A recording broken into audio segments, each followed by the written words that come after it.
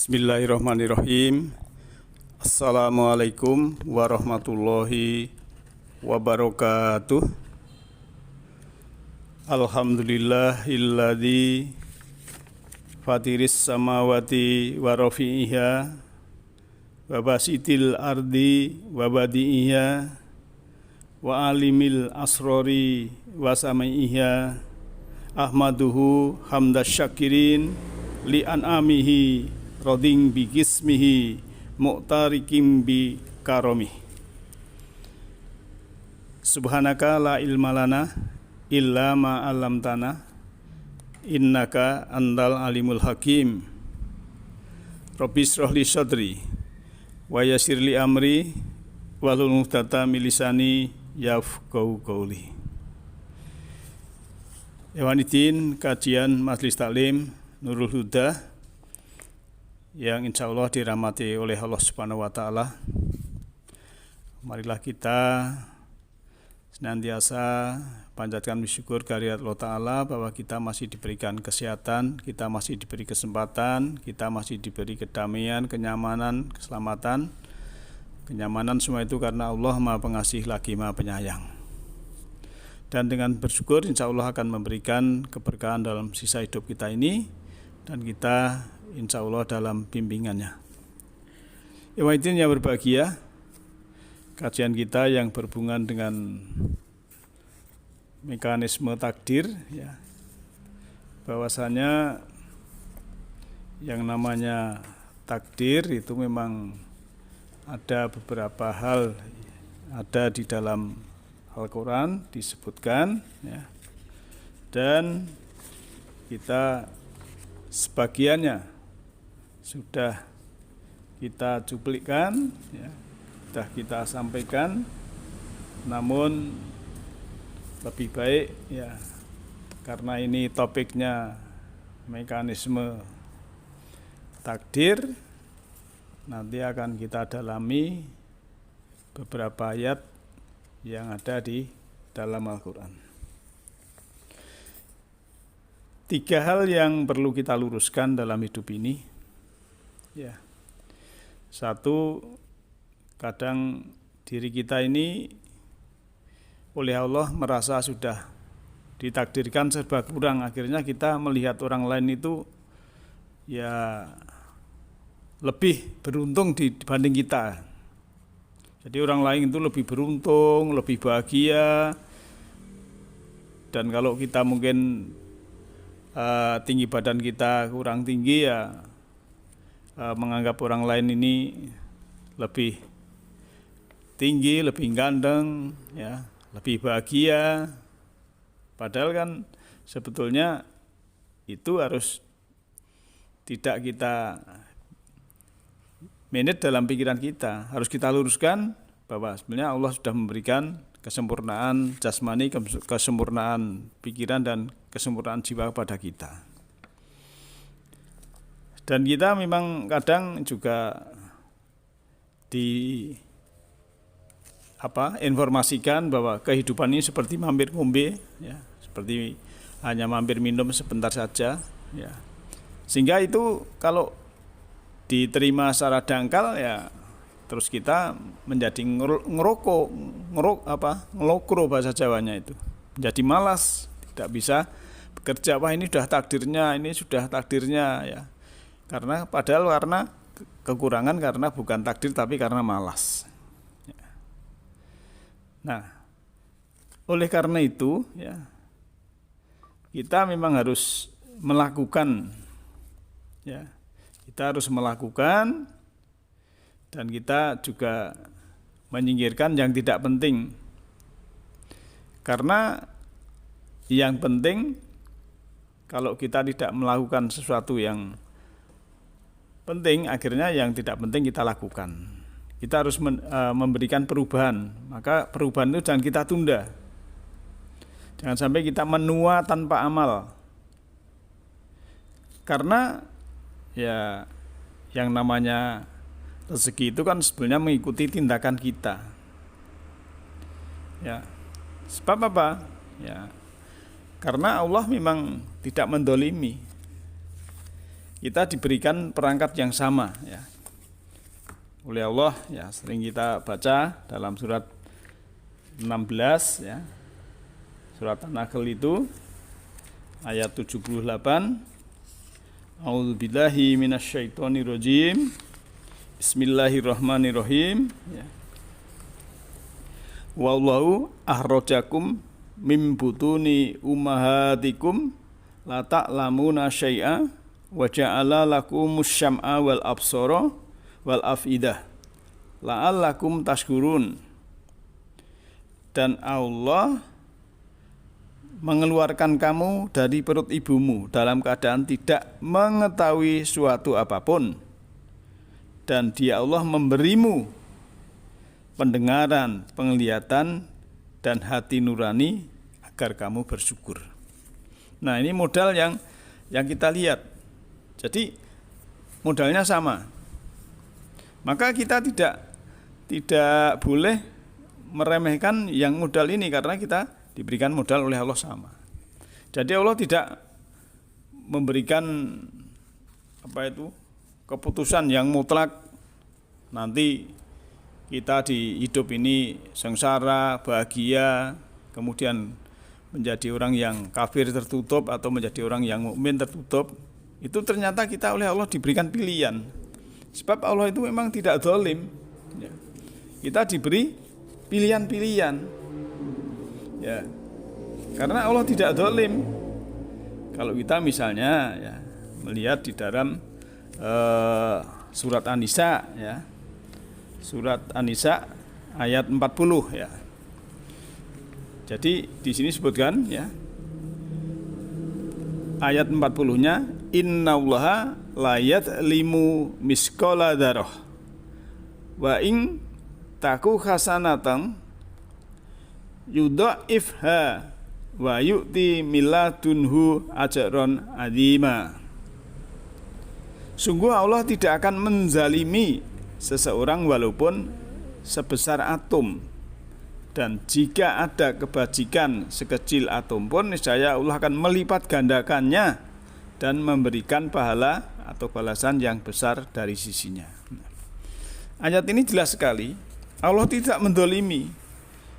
Jadi kalau kita ada keterangan di luar ayat, misalnya kita masih di perut kandungan ibu, sudah ditetapkan sengsaranya, sudah ditetapkan kemiskinannya, ya, lantas sudah ditetapkan surga nerakanya. Ini artinya kan Allah mendolimi. Padahal Allah itu tidak mendolimi. Maka perlu kita terapkan setepat mungkin. Jangan sampai kita hanya latah, ya, kita membaca itu, ya, sehingga wah, saya miskin karena takdirnya sudah ditetapkan Allah di sana. Nanti kalau sesuatu begitu, ya namanya kita tidak diberikan pilihan. Padahal tadi modalnya sudah sama. Ya, tadi ayat 40 dari surah An-Nisa. Sekarang dalam surat Yunus ya. Surat Yunus itu surat ke-10 ya. Kita lihat ayatnya 44 bahwa Allah ya sudah berfirman yang di sini ya, nomor surat 10 ayat 44 ya. A'udzubillahi minasyaitonirrajim. Bismillahirrahmanirrahim. Innallaha la yadlimun nasa syai'a walakinan nasa anfusahum yadlimun. Nah, ini lebih jelas sekali ya. Sesungguhnya ya, inna huruf takkid ya. Sungguhnya Allah tidak menzalimi manusia sedikit pun, tetapi manusia itulah yang menzalimi dirinya sendiri. Jadi Allah tidak menzalimi, tidak menetapkan kamu miskin, kamu kaya, kamu neraka, kamu surga, kamu neraka, ataupun tertutup ataupun terbuka. Maka ya disinilah bahwa Allah tidak menzalimi kepada hambanya. Bapak Ibu yang saya hormati dan juga sahabat semuanya, Allah tidak mendolimi. Lantas kita memang bebas untuk memilih. Kalau mau beriman, ya terbuka mata kolbunya, disilahkan. Mau tertutup, ya disilahkan, ya. Karena Allah tidak mendolimi, ya kamu milih yang mana. Sudah saya beri perangkat tadi, sudah saya beri modal tadi, ya. Diberi pendengaran, diberi penglihatan, dan juga hati nurani tadi. Nah, di dalam surat Al-Kahfi, ya, surat Al-Kahfi ayatnya 29, ya. Wa qulil haqqu mir rabbikum faman syaa falyu'min wa man syaa falyakfur inna adatna lidzalimina naro akhata bihim suratikuha wa in yastaghitsu yughasu bima'in kal muhli yaswil wujuh bi'sas syarabu wa sa'at murtafaqah. Jelas sekali, katakanlah. Yang suruh mengatakan adalah kita yang membaca ini, yang mendengarkan ini. Katakanlah, ya. Kalau dulu kan pada Nabi Muhammad. Nah, kebenaran itu al-haq, ya, yang benar itu dari Tuhanmu, ya. Lantas apa? Ya. Barang siapa menghendaki ingin beriman, maka berimanlah. Dan barang siapa yang menghendaki tertutup atau kafir, ya maka silakan. Sungguhnya kami Allah telah menyediakan neraka bagi orang zalim itu, yang gejolaknya neraka itu mengepung mereka. Jika mereka meminta pertolongan atau minum, mereka akan diberi air seperti besi yang mendidih yang melebur wajah. Dan minuman itu minuman paling buruk, tempat istirahat yang paling jelek, kan begitu. Kita suruh memilih, ya. Mau beriman, terbuka mata kolbu, silahkan. Mau tidak beriman juga silahkan. Artinya apa? Ya berarti Allah tidak menzalimi. Allah tidak menetapkan bahwa kita ini kaya atau miskin, kita ini kafir atau tidak, atau beriman. Kita nanti surga neraka, itu pilihan kita. Allah sudah memberikan perangkat tadi yang sama itu. Maka kalau ada perbuatan yang kurang baik yang mengenai diri kita, itu bukan Allah menzalimi, tapi ya karena perbuatan diri kita sendiri. Kalau sudah mengingatkan, ya, dalam surat An-Nisa, ya, kita kembali ke surat An-Nisa lagi, ayatnya 79. Disebutkan di sini, ma asobaka min hasanatin faminallah wa ma asobaka min sayyi'atin famin nafsika wa arsalnaka linnasi rasulan wa kafa billahi syahida. Kebajikan apapun yang kamu peroleh adalah dari sisi Allah, dan keburukan apapun yang menimpamu itu dari kesalahan dirimu sendiri. Ya, kami mengutus Muhammad menjadi rasul kepada seluruh manusia ini, dan cukuplah Allah yang menjadi saksi. Jadi katanya jelas, kalau asobah atau sesuatu yang menimpa kita pada kita itu baik, itu faminallah. Tapi kalau asobah, ya, sesuatu yang menimpa atau musibah min sayyi'atin, dari yang buruk, ya, yang kita tidak senang, famin nafsika, dari dirimu sendiri, bukan dari Allah. Karena kamu sudah diberi perangkat, sudah suruh memilih, sudah diberi kecerdasan, sudah diberi akal ini dan itu dan sebagainya, ya. Maka jangan sampai salah gunakan untuk memilih yang tidak baik. Kalau memilih yang tidak baik, akhirnya yang akan terjerumus kepada hal yang itu. Dan termasuk juga hal rezeki. Allah tidak menzalimi. Kamu tak takdirkan melarat, takdirkan miskin, itu artinya Allah menzalimi. Padahal ayatnya jelas Allah tidak menzalimi, kan begitu dari sananya. Nah, oleh karena itu, ya, maka tugas kita harus sudah terbuka hati kita memahami yang sesungguhnya bahwa Allah itu tidak menzalimi pada kita dan kita diberikan pilihan-pilihan. Sehingga kita akan selalu berbuat yang baik. Akan selalu berbuat yang bermanfaat pada diri kita untuk menjadikan takdir yang baik itu. Karena memang min kulli syai'in sababa fa'at ba'a sababa. Tiap-tiap sesuatu adalah kausalitas atau sebab akibat, maka fa'at ba'a sababa, ikutilah sebab akibat itu. Nah, kalau kita mengikuti sebab akibat, ya artinya kita harus menjadikan akibat yang baik. Tugas kita adalah menjadikan sebab yang baik. Nah, maka tanda orang yang sudah sudah tercerahkan dalam arti dia memahami bahwa lahir ini ke semesta ini ya tadinya suci, kemudian kita istilahnya ya lahir kembali dalam kesucian. Ya, itu sudah ada perasaan ya seakan-akan kita ini memang ya seperti lahir kembali, sudah mendapatkan pencerahan yang baru dari Allah lewat siapapun. Nah, dan kalau kita sudah merasa lahir kembali, itu ada energi baru, ada kesadaran baru. Ya, kadang kita bisa menyendiri, ya, tapi tidak kesepian. Ya, itulah orang yang sudah mendapat pencerahan. Tapi kalau orang yang belum mendapat pencerahan, ya, ngaji saya inginnya kan rombongan banyak orang, ya.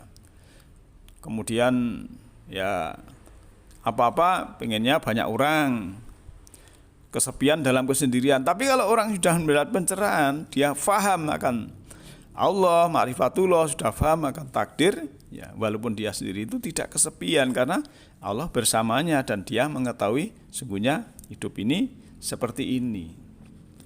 Dan kalau sudah paham begitu ya tidak tertarik lagi dengan hal-hal yang palsu, tidak tertarik hal-hal yang dangkal, tidak tertarik berita-berita yang di luar Al-Quran yang sebetulnya itu kalau salah memahami akan salah. Misalnya ya tadi ya di perut sudah ditetapkan surga neraka, sudah ditetapkan bahagia, dan itu kan Allah menzalimi, artinya ayatnya tidak seperti itu, padahal ayat suruh memilih. Bahkan nanti ya di ayat yang belakang nanti ada innallaha la yughayyiru ma biqaumin hatta yughayyiru ma bi anfusihim. Allah tidak merubah suatu kaum selama kaum itu tidak merubah dirinya sendiri. Nah, maka kalau mau merubah ya Allah hanya fasilitator saja. Siapa yang merubah? Ya orang itu sendiri. Kalau misalnya di sana programnya ya kurang mampu, tetapi dia di sini ya karena informasi di sana programnya kurang mampu, tapi dia punya kesadaran, punya keinsafan, dia sadar dan dapat ilmu pemahaman yang benar, dia bekerja dengan cerdas, bekerja dengan ikhlas, ya, bekerja sungguh-sungguh, akhirnya dia menjadi orang yang mampu, bisa merubah, karena yang merubah adalah dirinya sendiri karena Allah sudah memberikan fasilitas-fasilitas itu. Dan orang yang sudah begitu, akhirnya dia itu bisa melihat kesedihan orang lain tuh, ya bisa terenyuh, bisa empati, simpati, ya. Tapi bagi orang yang belum mendapatkan pencerahan itu melihat kesedihan orang lain itu malah senang, malah bahagia. Kalau sudah dapat pencerahan, kemudian kita melihat orang lain dalam keadaan kurang beruntung, dalam keadaan susah, sedih, itu kita kadang bisa larut, bisa sedih seperti mereka, bisa empati, simpati. Akhirnya apa? Kadang kita ya kalau sadar bisa menolong. Maka kalau kita menolong agama Allah itu adalah menolong orang yang minta pertolongan saat itu. Lantas kalau kita sudah memahami dengan takdir yang benar, yaitu kita ada dorongan yang kuat dalam diri ini, ya ingin ya memberikan kontribusi, membangun peradaban, ingin membangun masyarakat yang baik, ya, kemudian mempercantik ya dunia yang sudah cantik, memperindah dunia yang sudah indah. Nah, bagaimana caranya? ya kita sudah tidak ada kebencian, tidak ada permusuhan, tidak ada menjelek-menjelekan, tapi kita sudah memayu hayuning bawono kalau kata leluhur kita.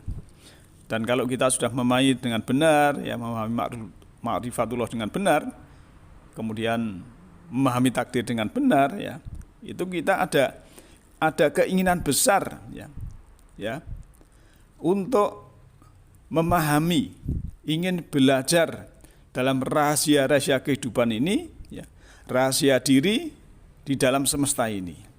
Karena diri kita ini berlapis-lapis, kesadaran kita ini berlapis-lapis, ya, keinsafan kita ini berlapis-lapis.